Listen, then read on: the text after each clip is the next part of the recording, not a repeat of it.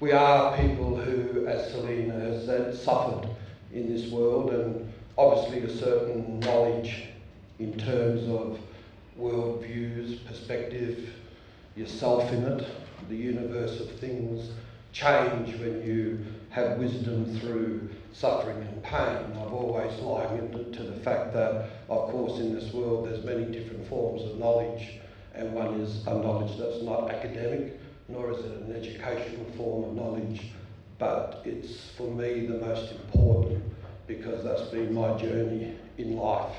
I absolutely appalled the education system. I was rejected, marginalised, and had faced an incredible amount of playground racism and prejudice in which the teachers could not just control, but of course, when I was young, they just didn't understand, or they turned away. And it was easier to turn away than it was to try to help one person to whom was in a whole school playground that was suffering the type of racism that a lot of young people do. So when you hear Warren Mundine beating the drum up about education and how important it is for Aboriginal people, and of course it is in terms of one's pursuit in life for the quality of life they want to live. You've got to have education to get a job, but for a lot of Aboriginal people it's up the back of the class. It's obviously a system that rejects their specific needs in terms of their requirements in an environment that can at times be a very cruel and nasty environment. And I should imagine there'd be people in this room who know about that and may have even been on the other side of it as well. So we come to learn about things in life, and only the other day we had a screening of Utopia at Dumbartung for those people to whom weren't able to get into the Murdoch screening. Murdoch was sold out in basically no time. When I say sold out, the seats were booked, taken. So, we had quite a few people there. We had the sub-editor of the West Australian newspaper, and, I was sort of looking at her and taking note of how she was responding to the issues raised in Utopia, and obviously, her response to that.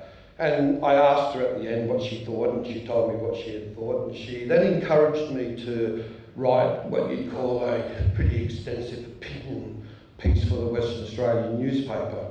And that followed the fact that I said to her, well, look, every couple of months you'll open the Western Australian and there'll be 3 pages there to people like Andrew Forrest, unedited obviously, uncensored. He gets the opportunity to say obviously what he wants to about FMG and the propaganda of the mining companies and what they're doing, but obviously doing nothing for the Aboriginal communities in those areas. Gina Reinhardt, the conservative, rich and the mighty, powerful in Perth, dominate the Western Australian media, why people like us have to beg to get a piece in, and when we usually do, they take to it like a bayonet with their pens and they edit right down to the very bone. So what I was hoping to do tonight was to share with you the opinion piece. I brought it along because it's obviously not going to be put into the Western Australian. It centres mainly on our cultural gallery out at Dumbartung and the need of a cultural bastion like our gallery, which is a non-commercial gallery which maintains the culture of our people. And I'd like to take the opportunity to invite people here tonight to come out to the gallery and have a look, because I believe it's the beginning of the right of our people to not only archive and maintain our culture, but more importantly, to be able to interpret it. Because for so long, too many people have been talking in relationship to who we are as a people, our humanity and our culture. So at Dumbartung, we really believe in the maxim of telling our story our way. So I'd like to share this opinion piece with you. And when I read in the paper, I think it was just the other day, that Colin Barnett had made a very strong statement that he's refusing to even sit down and watch utopia, I then got the title of the opinion piece, and I just titled it "A World Gone Wrong." As the grand finale firework exploded over the Derby Yerrigan, Swan River celebrating Australia Day, it shadowed the silhouettes of the dredges, the drills and the earth-moving equipment that is building Elizabeth Quays, the new development named after the Queen of England that will alter the waterway of the river, creating an affluent landscape of attraction to the city area. This was once the traditional hunting grounds and ceremonial sites of our great warrior Yagan. These were the trade routes of the Bibbulmun peoples, where their campfires burned, and in more recent times the very ground that the Kayana gatherings were held in Perth during the early 1990s, the greatest cultural celebrations in the living memory of Noongar people. Our culture and way of life was a spiritual existence, with no emphasis on materialism, living one with the earth and all other living entities. A culture without the knowing of war, a culture where all living things flourished with no fear of extinction. No viral sickness, no child sexual abuse or prostitution. No human trafficking and exploitation of human slavery. A harmony in understanding the earth that ensured that the balance and the sustaining of human life would be forever. In order to control our people during the past 200 years, the political influence is to divide and conquer. The government influenced and awarded the black trackers, who hunted down their own, to the gifted forged king plates that gave a sense of false power of authority, and these represent very much the modern day academic and political medals and awards that are given out on Australia Day. Celebrating that cause amongst the Aboriginal people is the diversionary thinking of what these awards actually represent. Our leadership needs to bleed with our people's pain and suffering, a leadership that has endured the journeys that bring wisdom from the experience of surviving against the atrocities of genocide and colonisation. This leadership needs to empower our self-determination of our political human rights and our sovereign spiritual connections with the sacred sites of our land and our water. Since the tall ships arrived on the west coast and entered the land of the great Bibbulmun nations, there has been an implementation of genocide that has strategically destroyed our old people's way of life by means of open killing fields where many massacre sites have been identified and recorded, to the Native Welfare Act that gave the legislative right of the government to forcibly remove and steal the children away from their parents, placing them into missions, breeding out the culture by the indoctrination of an introduced religious belief system that disinherited our spiritual and our cultural links to our land. Today, this genocide is an unseen surging of revealing shameful realities of Aboriginal people suffering, the greatest epidemic statistics of suicide and incarceration in the world. A third of all Aboriginal men today die before the age of 45 years. This despair and anguish creates a feeling of hopelessness in our young people's lives as they feel a sense of racial rejection and cultural desolation as they witness the rendering of our culture becoming theatrics for middle-class white audiences, a tourist commodity and a new age attraction. The physical and the spiritual impoverishment of our people is an indictment on the human rights agendas of Australia and its constitutions that empowers its occupation over our land and our territories. The Dumbartung Aboriginal Corporation has been operating and servicing the Noongar community in Perth for the past 27 years, from coordinating the Kayana Festival gatherings to the recent Suicide Summit, has emphasised the need of cultural empowerment through the knowledge and identity of who we are as a people and our sense of belonging as the foundation for the healing of the ingrained intergenerational trauma. The foundation of this cultural healing dynamic is the recently awarded significance of the Kayana Gallery. The gallery is a bastion for the archiving, maintenance and most importantly, the interpretation of our history and identity by our own people.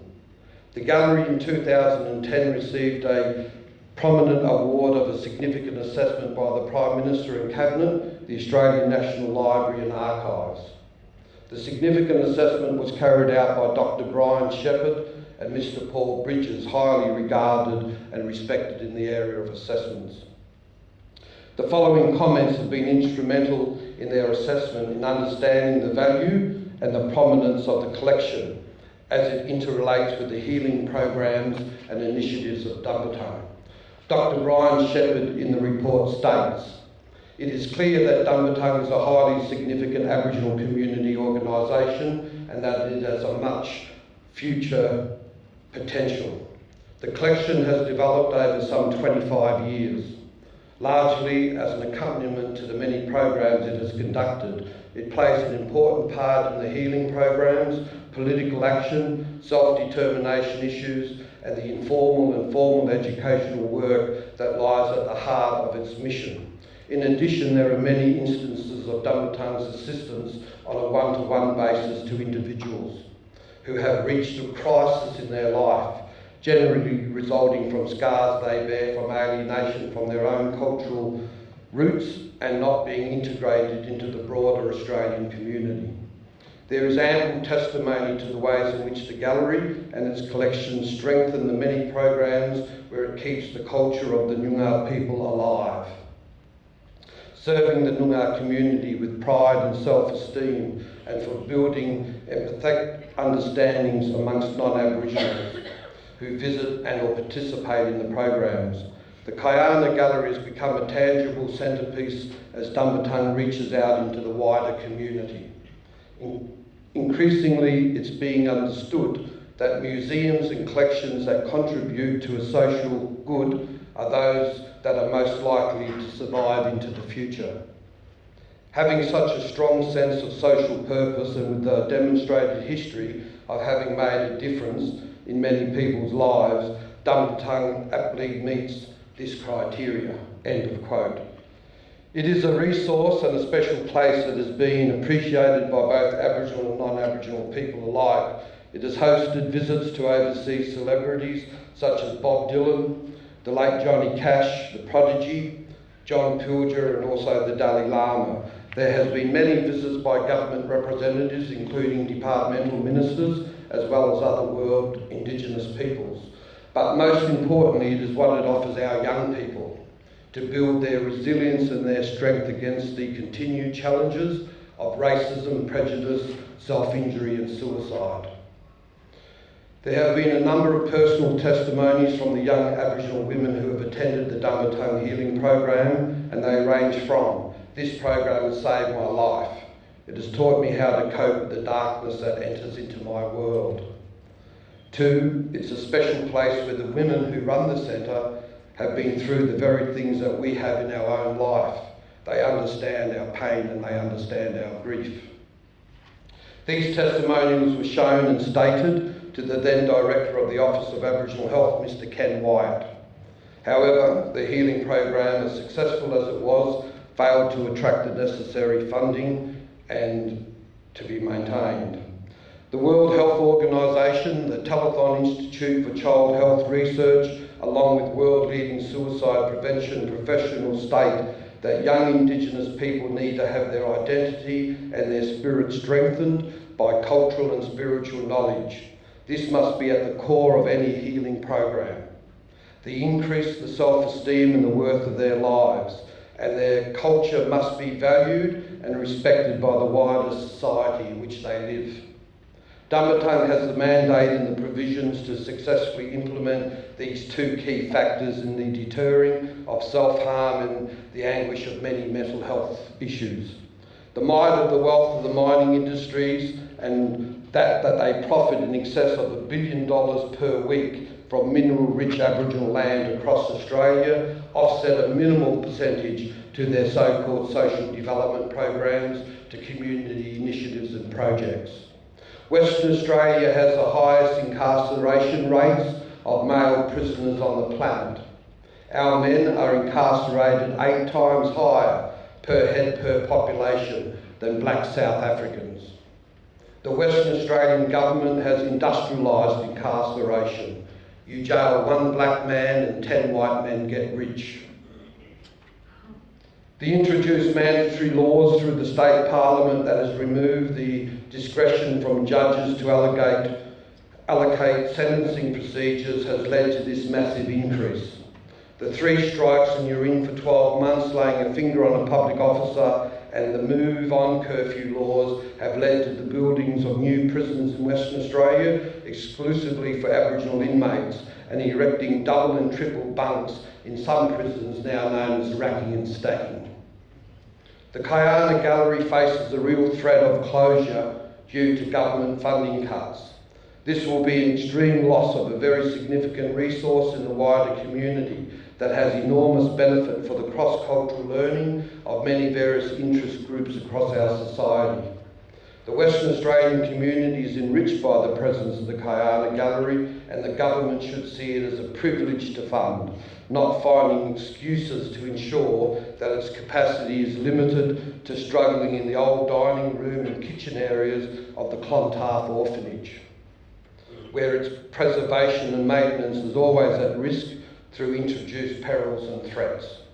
This is our culture, the oldest living culture and continued customary practice in the most ancient landmass on the face of the earth.